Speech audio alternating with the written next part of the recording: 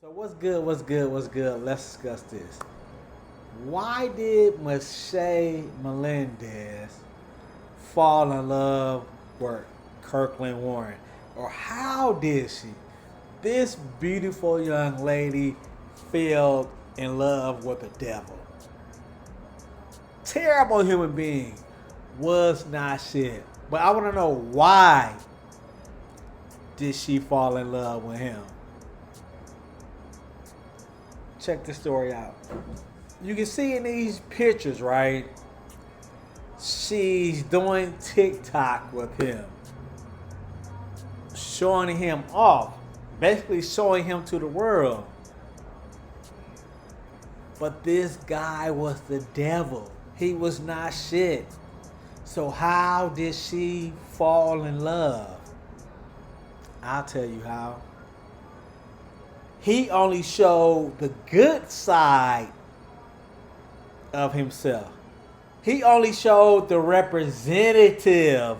And the representative is going to do all the right things. Later on, the real person come out. Check out who the real person is. Following up on a huge story, a heartbreaking tragedy, as today a man accused of killing his own girlfriend and her daughter faced a judge in Clark County. Today here in court, Kirkland C. Warren pleaded not guilty. Is that correct, Mr. Warren? So niggas are killing kids now. Not guilty pleas received. Kirkland Warren faces murder charges. He had the for nerve to deaths of plead Meshay not Melendez guilty. and Layla Stewart. Their bodies were found last month in rural Washougal. The medical examiner's report and court documents I obtained say they died from gunshot wounds to the head. Stewart was just 7 years old. They killing babies now, man. Court documents I got revealed Melendez had reported physical abuse and threats in the past from Warren. He's also a wanted man in an Arkansas murder case. So, friend, we got new evidence today.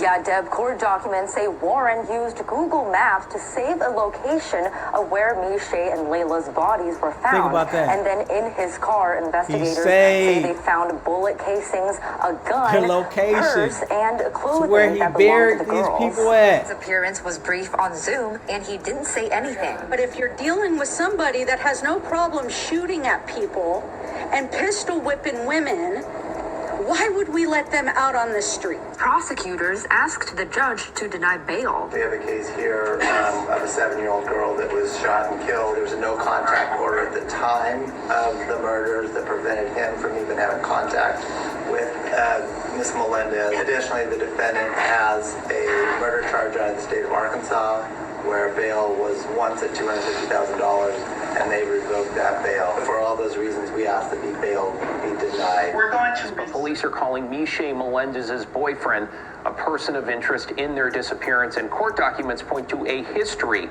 of alleged domestic violence. Brett, let's bring in Alma McCarty now in the newsroom. Alma, you talked to an expert Check about this out. case and also about how folks can support loved ones who also might be suffering. David, Melendez's boyfriend, Kirkland Warren, was arrested earlier this month, accused of assaulting Meshay, harassing her, and shooting up her apartment in December. He's also charged with violating a no contact order. Court documents had him listed as an extreme risk to her, yet he was able to bail out. Think about that. This nigga shot up the apartment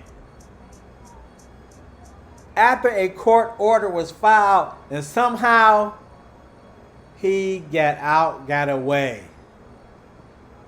During that time, the court systems failed that young lady.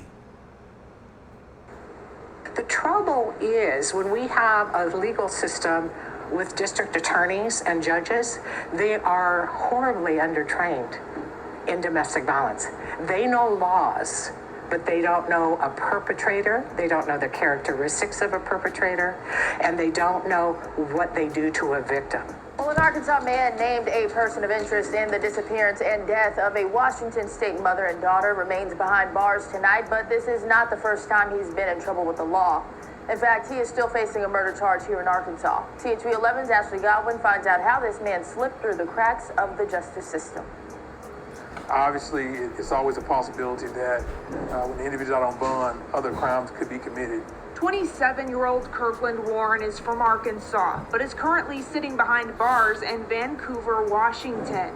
A person of interest in the deaths of a woman and her daughter. According to police reports, Warren was an ex-boyfriend to the woman, facing charges of violating domestic violence protection orders, assault, drive-by shooting, and unlawful possession of a firearm. But this isn't the first time Warren has had a run-in with the law. In 2017, in a recorded confession to Arkansas police, he confessed to shooting Pine Bluff's Curtis Urquhart. He said Urquhart wanted money, and he said no. The report states that Warren said he became fearful of his life, and he shot and killed Urquhart. He then drove to a gravel road near Stuttgart, where he dumped the body in a ditch. Police charged him with first-degree murder and abuse of a corpse, and was later released on bond. But how did Warren slip through the cracks, traveling all the way to Washington State in the meantime? Since his murder charge in 2017, there have been several continuances of his trial, the most recent one being in November of last year. Warren was not required to stay in Arkansas after bonding out of jail, and the judge did not add any requirement for GPS monitoring. Jefferson County Sheriff Lafayette Woods says Warren did not appear to have any red flags that would have alerted authorities that he needed more restrictions to his bail conditions. He had a notable family in the area, wasn't considered a flight risk, and he... Why did they say a notable family, man? Fuck that family. Did not have a criminal history. What I know about the family, well respected. Once again, fuck that family. They allowed this behavior since he was a kid. This motherfucker sneaking around doing dirty shit, and this what comes about. 2 people dead. 3 people dead. How or why did Meshay fall in love with this punk ass nigga? He does not speak in that time to be an individual that would have been capable of committing such anybody a else, boy. So this young lady did not deserve to die. Her daughter did not deserve to die or pass away. So why or how did she fall in love with him? So I said this earlier. When you get in a relationship, you try so hard to be on your best behavior. Your representative come out. It's not the real you. Your representative come out. So his representative came out like, hey, baby, I love you. I'll do anything for you. Flowers. You want this car note paid? I got you, baby. Not knowing he full of shit. Not knowing he does not do all of that.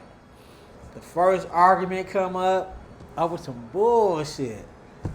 And you ain't take out the trash. This motherfucker snaps. The real personality is starting to come out. But you laugh it off. Oh, boy. Take the trash out. But he snapped. He got angry. Warning signs. You gotta pay attention to the warning signs. That nigga ain't shit. I'm not a relationship expert, but shit. I don't know a lot where niggas be fronting. I love you, boo, in the beginning of the first 6 months. Niggas and bitches are full of shit the first 6 months. Trying to press somebody. But why did she fall in love for this whole ass nigga? Riddle me that. Let's discuss. I'm out of here.